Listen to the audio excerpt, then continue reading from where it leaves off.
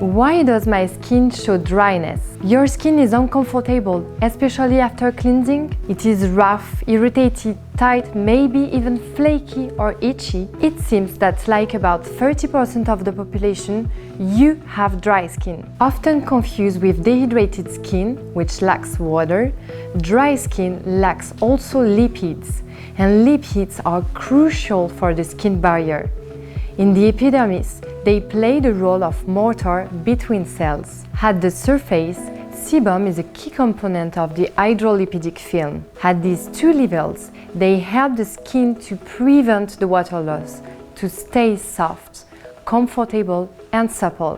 This lack of lipid production can be linked with a genetic predisposition. Dry skin is a skin type, a permanent condition.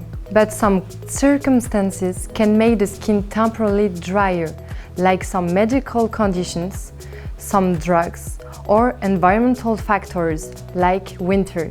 Based on ecobiology at NAOS, we understand that a dry skin needs help to restore its lipid levels, but giving it biomimetic oils to compensate its lipid needs is not enough. Our product also supports the skin to increase its own lipid production by itself. Learn more at naos.com.